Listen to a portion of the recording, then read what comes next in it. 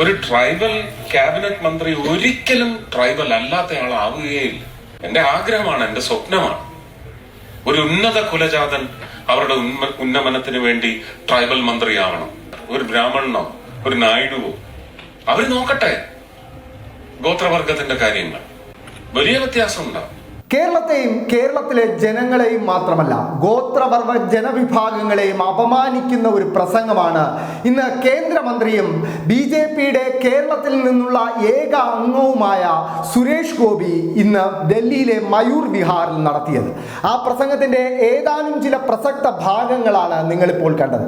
ആ പ്രസംഗത്തിലുടനീളം അസത്യങ്ങളും അബദ്ധങ്ങളും വിളിച്ചു പറയുന്ന ഒരു സുരേഷ് ഗോപിയെ നമുക്ക് കാണാൻ സാധിക്കും. ആ പ്രസംഗത്തിന്റെ പൂർണ്ണ രൂപം നമുക്കൊന്ന് കണ്ടു നോക്കാം. ഞാൻ എന്റെ സ്കൂൾ ഡേയ്സ് കഴിഞ്ഞ് കോളേജിലെത്തി SFIയിൽ പ്രവർത്തനം തുടങ്ങുന്ന സമയത്ത് തിരുവനന്തപുരത്ത് എത്തിക്കഴിഞ്ഞിട്ട് ശശി തരൂരിന് വോട്ട് ചെയ്തിട്ടുണ്ട്. ഞാൻ എങ്ങനെയാണ് ഒരു വോട്ടർ എന്ന നിലയ്ക്ക് എന്റെ നിശ്ചയങ്ങൾ മാറ്റിയിട്ടുള്ളത്. RSPയുടെ കാൻഡിഡേറ്റിന് വോട്ട് ചെയ്തിട്ടുള്ള ഒരു ഫാമിലിയിൽ പെടുന്നയാളാണ്. RS ഉണ്ണി, ശ്രീകണ്ഠൻ നായർ, അവരെയൊന്നും അങ്ങനല്ല ഞാൻ അഭിസംബോധന ചെയ്യേണ്ടത്. പക്ഷെ ലീഡർ കരുണാകരനെ നമ്മൾ ആരെങ്കിലും അങ്ങനെ പറയാം, കരുണാകരൻ എന്നല്ലേ പറയണം. ശ്രീമതി ഇന്ദിരാഗാന്ധി എന്ന് പറയാറില്ലേ. നമ്മുടെ കിത്ത് ആൻഡ് കിൻ ആണ്, നമ്മുടെ ഇഷ്ടം. നമ്മൾ വോട്ട് ചെയ്തു.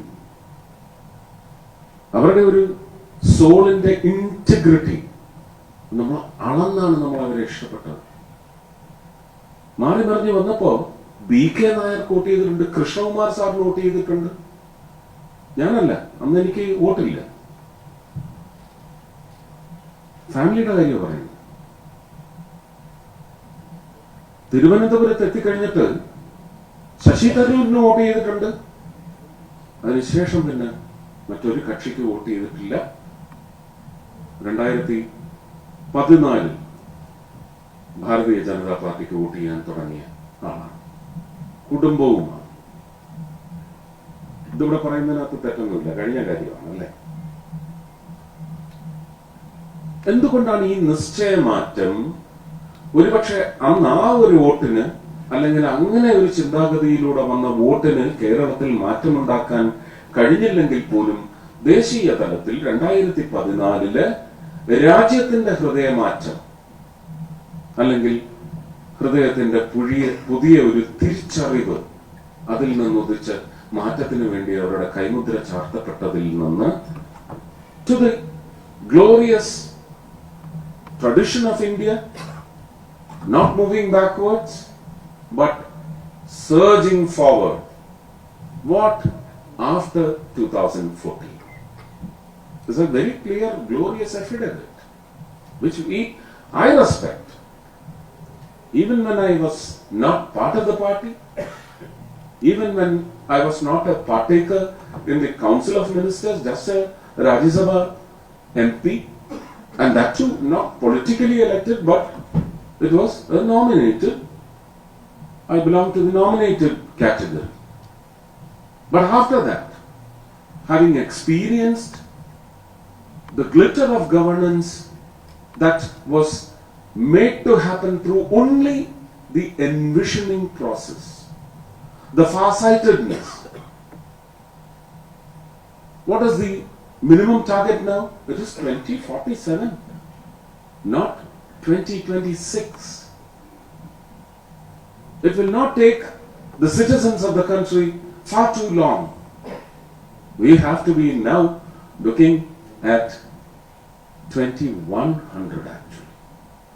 My Prime Minister has kept the target for 2047, which will attain Bharat, this tag called Viksit Bharat.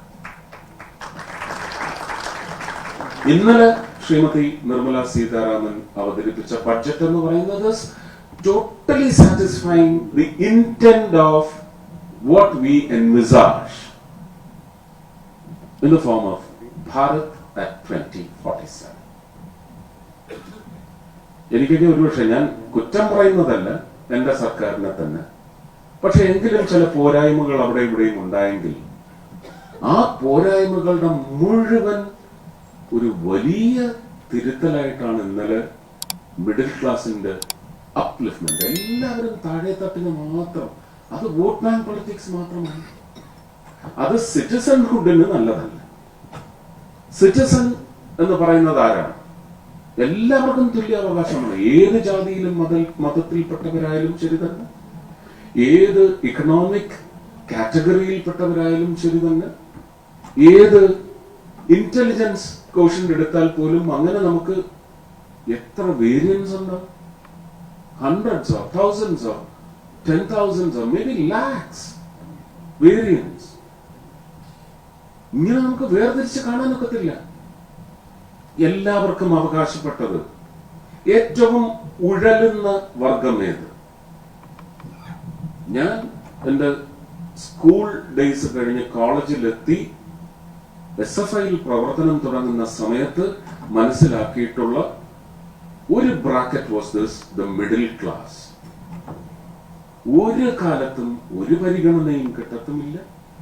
എന്നാൽ ഉന്നതിയിൽ എത്താനുള്ള അവരുടെ ഒരു സമ്പദ്ഘടന, ഓരോ കുടുംബത്തിന്റെയും ഓരോ വ്യക്തിയുടെയും ഒരു കാരണവശാലും ഒരു ഔന്നത്യം സൃഷ്ടിക്കപ്പെടാവുന്ന മേഖലയിലേക്ക് മിഡിൽ ക്ലാസ്സിൽ നിന്ന് ഒരു അപ്പർ മിഡിൽ ക്ലാസ്സിലേക്ക് ട്രാൻസിറ്റ് ചെയ്യാനുള്ള വിദ്യാഭ്യാസപരമായ നേട്ടങ്ങൾക്ക് പോലും വകയില്ലാതെ പോകുന്ന ഒരു ടാക്സ് പെയർ ആയിട്ട്, ഒരു ഹംബിൾ, ഒരു സ്ലേവിഷ് ടാക്സ് പെയർ ആയിട്ട് അവശേഷിക്കുന്ന വിഭാഗമാണ് middle class.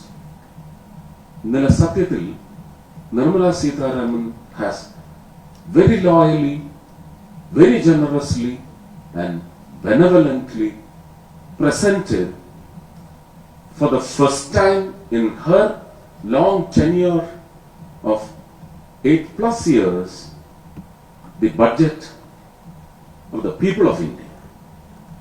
That is my fair understanding.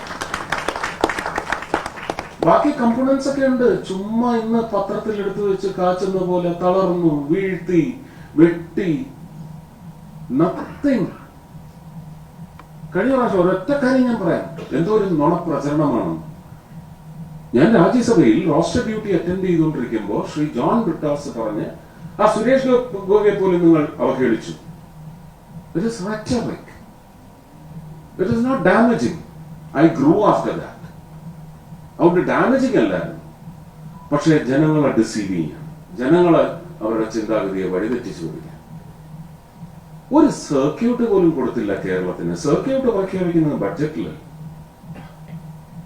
ഓരോ വകുപ്പിനും ഇന്നലെ തന്നെ എടുത്തെടുത്ത് പറഞ്ഞ് energy sector, power sector, urban sector, farming sector, water, വകയിരുത്തലും വിലയിരുത്തലിലൂടെ വകയിരുത്തലും നൽകലും ഓരോ പ്രധാനപ്പെട്ട മേഖലയിലേക്കാണ്. ടൂറിസത്തിനും പറഞ്ഞു. കേരളത്തിന് എന്ത് വേണമെന്ന് പറഞ്ഞ് ചുമ്മാ ഈ പൊലമ്പല് നടത്തിയാൽ പോരാ. ഇതൊരു സ്റ്റേറ്റ് സബ്ജക്റ്റ് ആയതുകൊണ്ട് തീർച്ചയായിട്ടും ആ ടൂറിസത്തിനൊരു കോർപ്പസ് ബഡ്ജറ്റിൽ പറഞ്ഞിട്ടുണ്ടെങ്കിൽ കേരളം നിലവിളിക്കുകയല്ല വേണ്ടത്. ആത്മാർത്ഥമായി കിട്ടുന്ന ഫണ്ട് വകമാറ്റി ചെലവാക്കി, ട്രൈബലിന്റെ കാര്യം ഇവിടെ ശ്രീ ടോം വടക്കൻ പറഞ്ഞു, ഒരു വലിയ തിരുത്തലായിട്ടാണ് ഇന്നലെ മിഡിൽ ക്ലാസിന്റെ അപ്ലിഫ്റ്റ്മെന്റ്. എല്ലാവരും താഴെ തട്ടിന് മാത്രം, അത് വോട്ട് ബാങ്ക് പൊളിറ്റിക്സ് മാത്രമാണ്.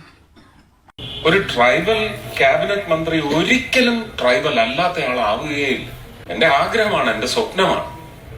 ഒരു ഉന്നത കുലജാതൻ അവരുടെ ഉന്നമനത്തിന് വേണ്ടി ട്രൈബൽ മന്ത്രിയാവണം. ഒരു ട്രൈബൽ മന്ത്രിയാവാൻ ഒരാളുണ്ടെങ്കിൽ അദ്ദേഹത്തെ മുന്നോക്ക ജാതികളുടെയൊക്കെ ഉന്നമനത്തിന് വേണ്ടിയുള്ള മന്ത്രിയാക്കണം. ഈ പരിവർത്തനം ഉണ്ടാവണം നമ്മുടെ ജനാധിപത്യ സംവിധാനത്തിൽ. ജാതിവശാൽ അങ്ങനെ നമ്മൾ ബ്രാക്കറ്റൈസ് ചെയ്തിട്ടുള്ള ഉന്നത കുലജാതർ, ഒരു ബ്രാഹ്മണനോ ഒരു നായിഡുവോ, അവര് നോക്കട്ടെ ഗോത്രവർഗത്തിന്റെ കാര്യങ്ങൾ. വലിയ വ്യത്യാസം ഉണ്ടാവും.